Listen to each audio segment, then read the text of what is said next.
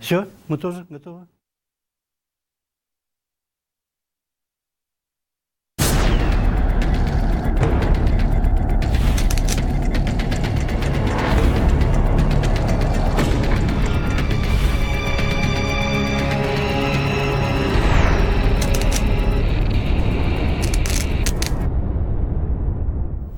Добрый вечер.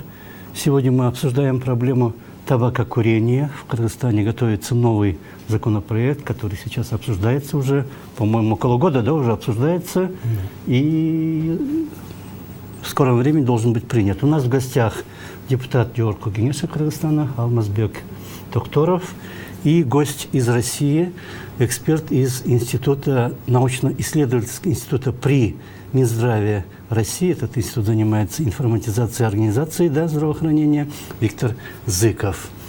Кто из вас первым расскажет ситуацию? Вы, наверное, как депутат. В каком состоянии этот законопроект и почему его надо сейчас принимать? В 2006 году уже был принят, да, один закон по табакокурению, а сейчас надо его обновлять.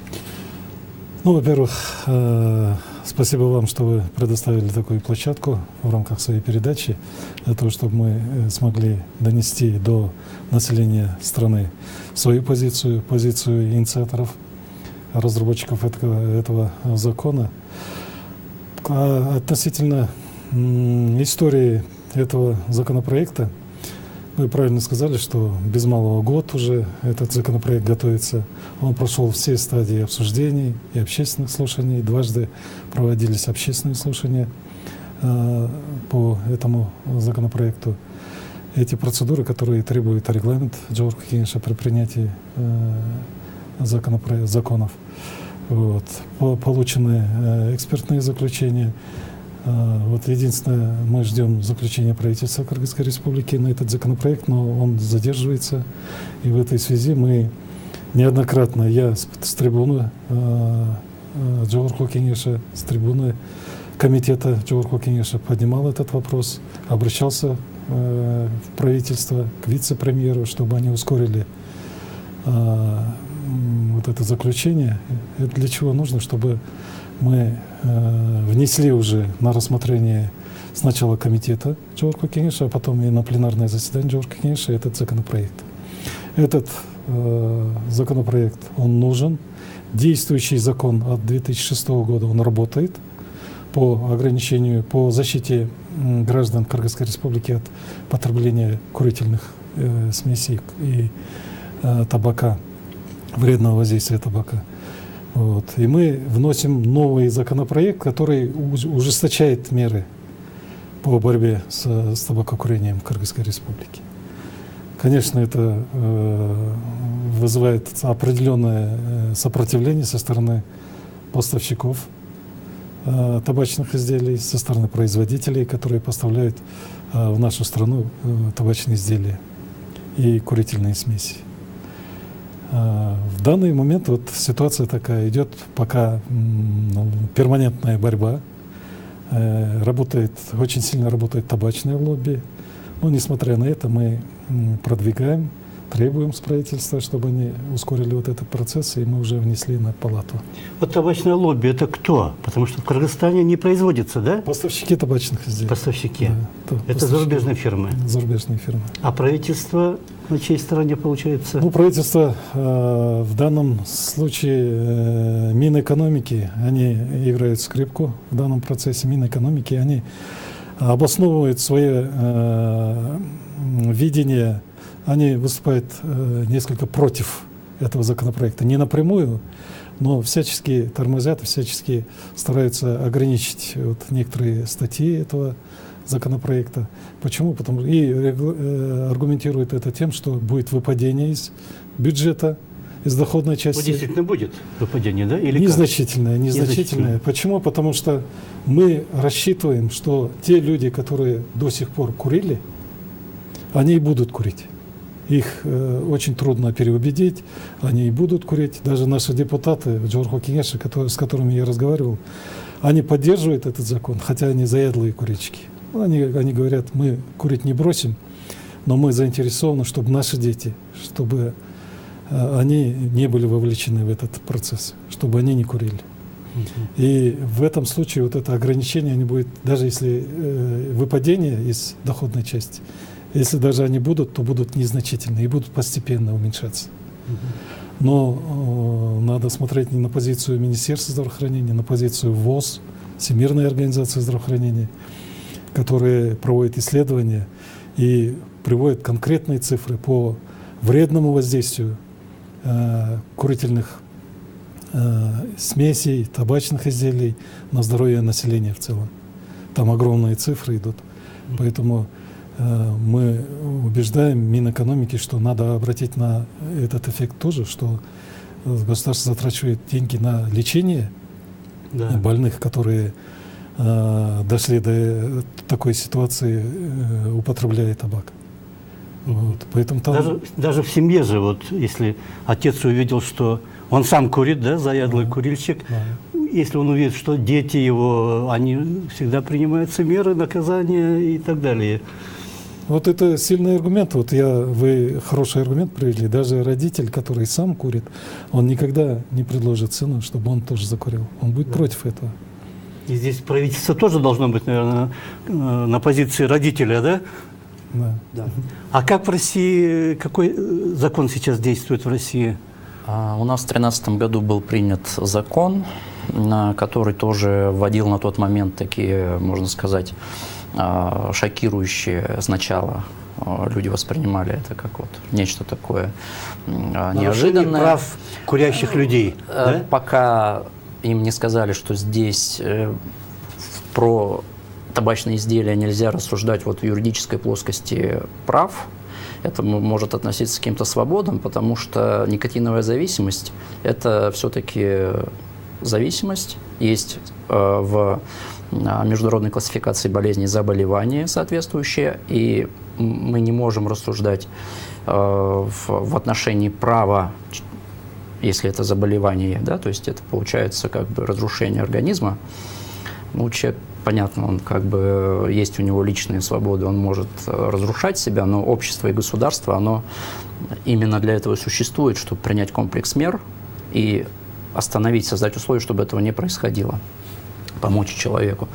После того, как эти меры у нас были приняты, это вот как раз свободные помещения от табачного дыма полностью, то есть создание мест для курения, оно имеет два аспекта. Это, во-первых, наносит вред, кто там находится в этих помещениях и кто не выбирал курение и, естественно, нанесение себе таким способом вреда. И второе – это то, что когда нет условий для курения, когда нет возможности вот сразу выйти и сделать это, курильщики, как правило, на 15% снижают потребление табака, и более чем на 80% возрастает шанс успешной попытки бросить курить. То есть это импульс, это создание той атмосферы, условий, когда это неудобно. Здесь нужно выйти, там это идти далеко купить, цена недоступная. И вот это все вместе в совокупности приводит к тому, что в масштабах страны потребление табака, распространенность потребления табака снижается. Это доказанный факт. И вот то, что сейчас вынесено на обсуждение, законопроект, это очень хороший пример применения такого синергетического комплекса мер. Почему это важно? Потому что одна мера имеет определенный потенциал снижения, а когда они все вместе, они имеют комплексное воздействие абсолютно, и это такой мощный удар по табакокурению, по другим способам потребления табака. И это дает гораздо больше эффект, чем мы будем вводить их там по одной мере. Да? Вот это очень важно. И у нас такой как раз законопроект был, и сейчас работает закон, когда вот все вместе в одном законе, все меры.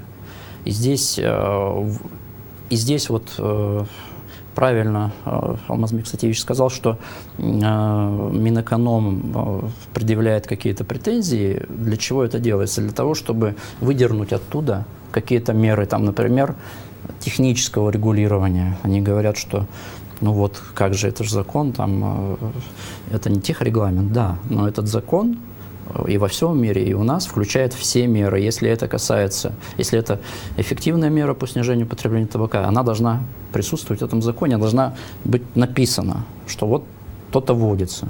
То То, что это отдельный техрегламент, ну, конечно, это вводится отдельным техрегламентом. Запрет рекламы законом о рекламе. Но все это должно быть в одном законе указано. И это юридически правильно и верно, когда все какое вместе. их обоснование, что вот это не техрегламент, а какая им разница, если все вместе будет? Почему бы не пусть вместе, или какие вот аргументы? Аргументы формальные. Я считаю, аргументы формальные. Вот даже в рамках действующего закона, который от 2006 года, правительство было обязано ввести техрегламент. Подзаконные акты. Должны были разработать подзаконные акты для полного действия того закона еще. Это не было сделано, да? Ничего этого сделано не было. И вот сейчас такая же картина наблюдается и здесь. Ну, раз они не сделали, приходится законодателю это делать, Да. чтобы они опять то же самое не повторилось, чтобы, да? Идет запрос от общества. Да? Да. Я здесь хотел вообще, если коротко аргументировать, вот хотел бы сказать, вот где юридическая трактовка, где права, свободы, да? Вот. Если чья-то свобода нарушает мои права, то она должна быть ограничена. Да. Это очень важно. Вот в рамках этого законопроекта идет ограничение потребления табачных изделий в тех помещениях, в тех общественных местах, где они задевают уже права других людей. То есть, если куришь, на здоровье кури сам, дома куришь, или где-то, где мало населения, где ты не можешь оказать вредное воздействие. Можно, да? Да, на открытом воздухе можно. Но в общественных местах ты не должен курить. Поэтому для себя кури, а троих других ты не должен. А вот то, что разделение на разные помещения для курящих, для некурящих, или там даже один зал иногда делят, один конец для курящих, другой В некурящих. действующем законодательстве это есть, но мы это не приносит эффекта, потому что ограничить, вот даже наши партнеры вот приводили пример, вот воздух, его нельзя как-то ограничить, да. И потом это переоборудовать залы в ресторанах, это несет определенные затраты. Если запретить все пунктам общественного питания, да, это кафе, рестораны, если всем запретить, то они очень быстро почувствуют, что это, в принципе, на их выручке это не скажется.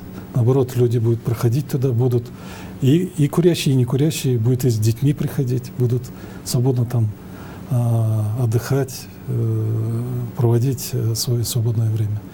Я думаю, опыт других стран, вот у нас были эксперты с Грузии, мы были в Ирландии, вот даже опыт России показывает, что рестораторы в общей массе поддерживают этот закон. Там даже когда вот зал для курящих, не курящих, хорошо, они не травят других, но обслуживающий персонал тоже травится же. Обслуживающий персонал травит, поэтому обслуживающий персонал имеет полное право на создание ему таких условий, согласно КЗОТ, да, чтобы вредного воздействия на него не было. Правильно? Его же здоровье тоже охраняется кодексом. Правильно? Должно охраняться, да. Работодатель должен обеспечить ему соответствующие условия. А в данном случае его права нарушаются. Он обслуживает курящий зал, там он подвергается воздействию, вредному воздействию. И вот, Виктор, вы сказали, что в 2013 году приняли, было сопротивление. Через какое время это сопротивление стало снижаться?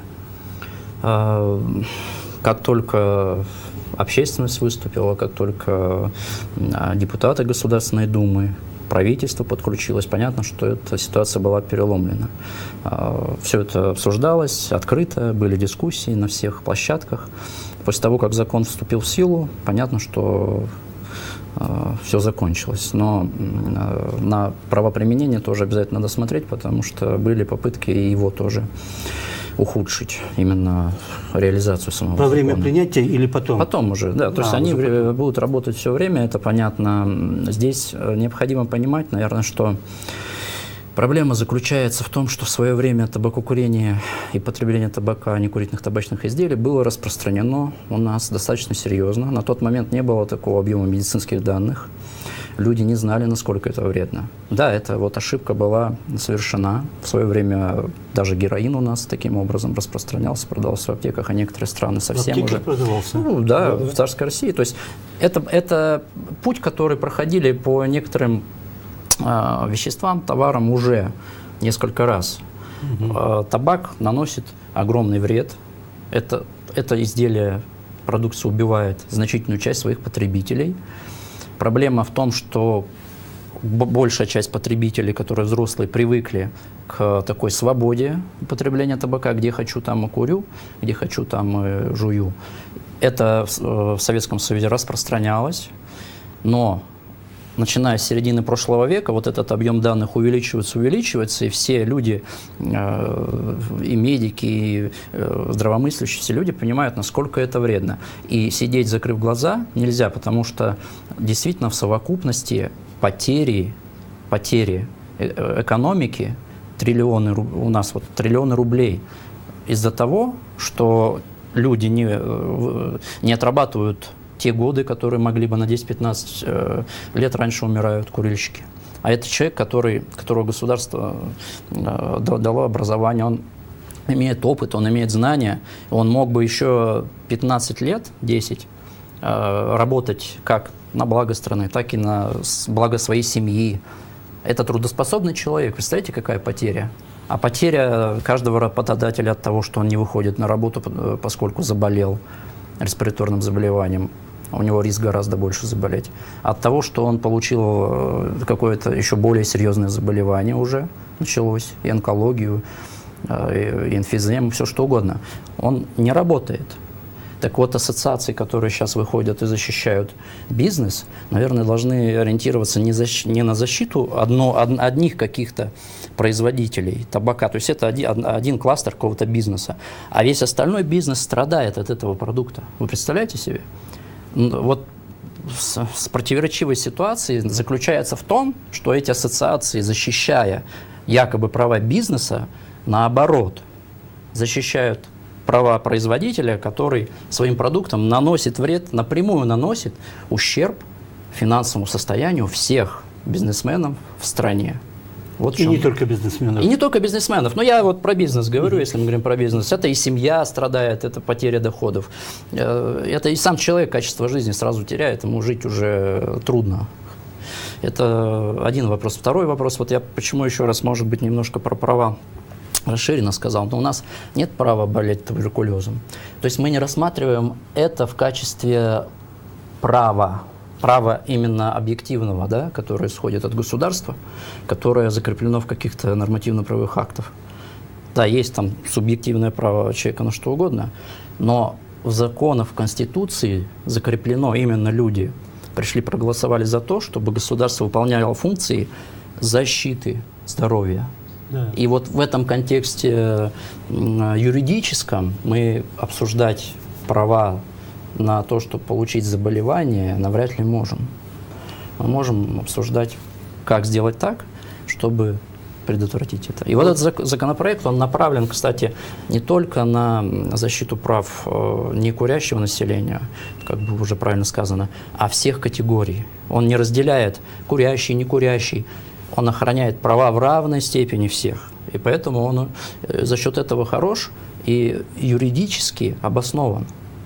Здесь нету противоречий. Да, в помещении не должно быть табачного дыма. Пожалуйста, курящий человек сделал выбор наносить себе вред, он вышел, покурил, ничего страшного от этого не произошло, земля не перевернулась. Пожалуйста, твои права заканчиваются там, где начинаются права другого человека, как это вот уже... А право на здоровье, оно для всех действует, оно в равной степени распространяется на все категории граждан. Вот я хотел бы здесь продолжить. Вот, Виктор очень правильно сказал. Вот у нас была встреча с представителями Министерства экономики, несколько встреч у меня было. Вот я им предлагал, по идее, вот этот законопроект должен инициировать Минэкономики. Не Министерство здравоохранения, а Минэкономики. Если вот или вместе хотя бы, да, хотя бы вместе. Вот это, хотя бы не сопротивляться, потому что общий эффект, он вредит бизнесу. если на то пошло. Если по-большому смотреть, вредит. Вот те же вот потери трудоспособности, вот эти все мультипликативный эффект, он оказывает больше негативный эффект. Но здесь суть в чем? Табачное лобби, оно имеет финансовый ресурс, очень мощный, и они очень активны.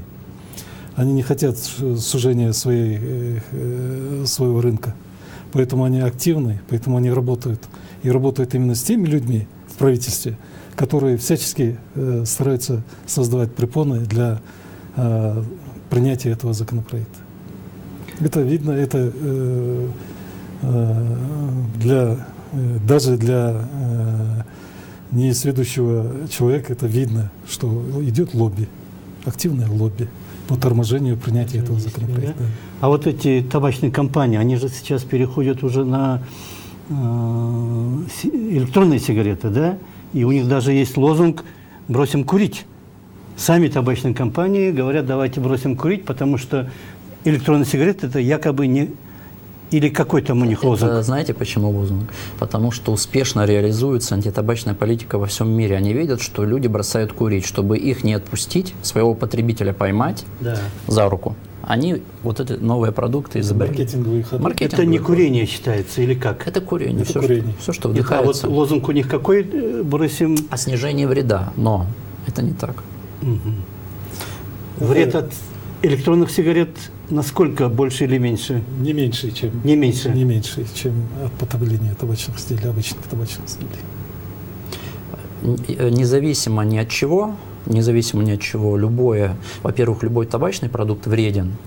Если он потребляется там, способом жевания, понятно, это одни заболевания, курение – это другие. Да? Там просто перетекание из одной нозологии в другую, скажем. Электронные средства доставки никотина, которые сейчас запретены, абсолютно также повышают риск заболеваний. Как минимум сейчас много исследований это по сердечно-сосудистой системе, там случаи инфаркта миокарда, случаи с курильщиками, в случае с потребителями электронных сигарет, они не намного различаются, то есть риск вот где-то сопоставим. Вот если мы смотрим на график, очень большие проблемы с легкими. И самая серьезная проблема – это то, что там используются соли никотина, а это, в свою очередь, обеспечивает скорейшую доставку никотина в кровь, и, соответственно, в мозг. Это более быстрая и более сильная зависимость, от которой избавиться будет очень сложно.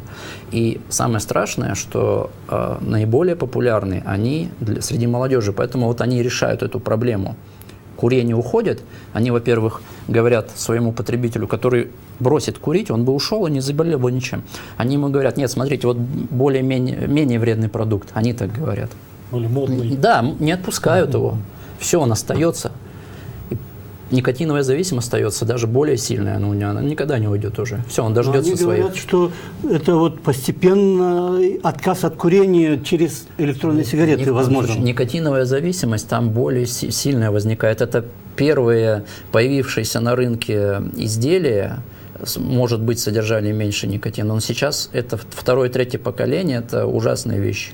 Ужасные вещи, и это необходимо прекращать, особенно для молодежи, среди которых наиболее распространено. Они этим самым решают проблему. У них вот умирает определенное количество людей в год, деньги уходят, все, люди умерли, не несут, не покупают продукты. Им нужно откуда-то их взять. Они берут их среди молодежи и женщин. Вот поэтому обязательно нужно регулировать, как минимум, так же, как табачные изделия, потому что это меры эффективные, они доступность сокращают. Но всего лучше вообще не допускать их на рынок, как это сделали 30 государств мира. Сейчас 30, да? Да. А вот среди этих электронных сигарет есть безникотиновые? Практически нет, потому что это невыгодно. Их никто не покупает. То есть есть устройство, в которое заправляется жидкость. Да? Там любая жидкость может быть. Вот. Жидкость в большинстве случаев с никотином, иначе просто не потребляют ее. Никотиновая зависимость, она заставляет приходить и покупать еще. А без никотиновой ничего не заставляет. Безалкогольное пиво, да? Да, то есть это не тот продукт, который будут популярен, и который присутствует на рынке. Практически нет его. Ну, если бы действительно это было употребительно, люди бы покупали без никотиновую вот эту электронную сигарету, то они бы производили, получается. Да. Но это в Но любом так случае... как люди уже зависимые, они это не покупают, да? Да. Не очень покупают. Но даже в случае с безникотиновой, во-первых, это явно рассчитано, наверное, не на курильщиков, потому что там же смысл в том, чтобы никотин был, да, чтобы люди переходили там никотин, здесь никотин, никотиновый голод утоляли и продолжали дальше.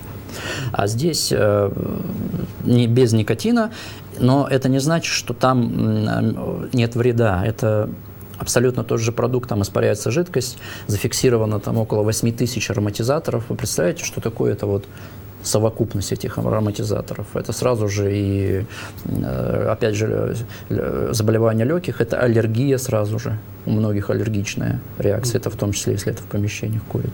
Приступы. А вот в новом этом кыргызском законе электронные сигареты, как регулируется употребление электронных сигарет? Точно так, наряду и с табачными Одинаково. изделиями. Да. И как обычные сигареты, Да, и да. все остальное. Да. А на свай? Насвай тоже входит. Насвай есть и в предыдущем законе. Был, Он да? здесь есть, да. В Есть. предыдущем законе есть, запрещается производство насвая без соответствующих технических требований, без соответствующей упаковки. Вот такие ограничения есть.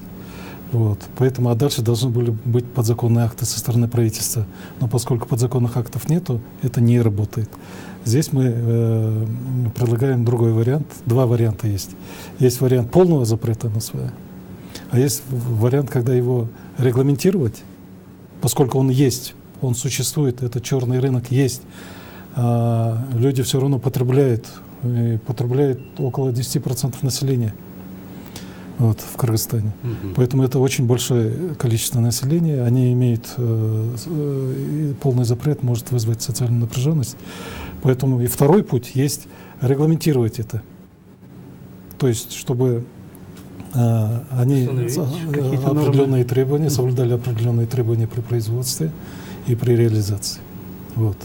Вот два пути.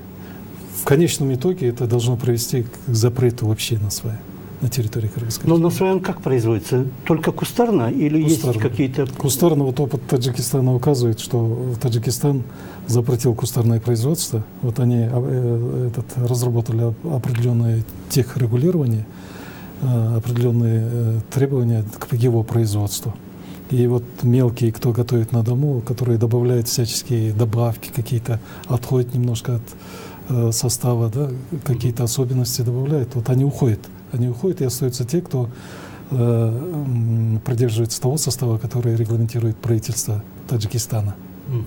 У нас этого пока нет, но с введением вот этого закона уже подзаконными актами правительство может отрегулировать этот процесс. То есть это отодвинутый эффект, но в конечном итоге должно ограничить и привести к ликвидации вот этого потребления насвая на территории нашей страны. У нас вот такое есть общественное мнение, что кыргызские законодатели просто берут российские законы и копируют, и используют. В данном случае как получилось? Даже в этом случае, я вот недавно, мне задавали журналисты вопрос, что вот плагиат, что берут это самое. Я ничего страшного в этом не вижу. Если где-то есть велосипед, уже изобретен, то нам сидеть и выдумывать что-то. Тем более этот велосипед уже опробован, например, в России, например, в других странах Европы, по всему миру это законодательство существует. Да? Почему не взять оттуда самые лучшие моменты и не принять в Кыргызской республике?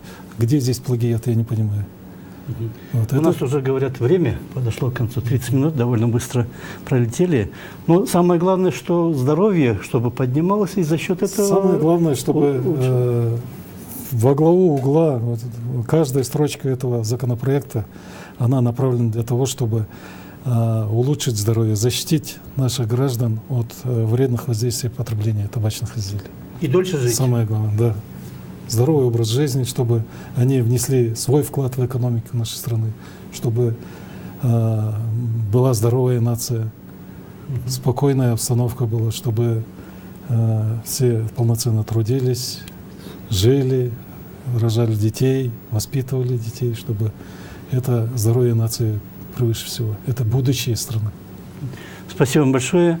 Спасибо. У нас в гостях были один из авторов, да, нового закона о вредном воздействии табака, да, как-то он По называется? защите более- граждан Крымской По защите Республики. граждан от табакокурения. Алмазбек Токторов и специалист из России, эксперт научно-исследовательского института при Минздраве по информатизации организации здравоохранения Виктор Зыков. Спасибо вам большое. До свидания. Вот,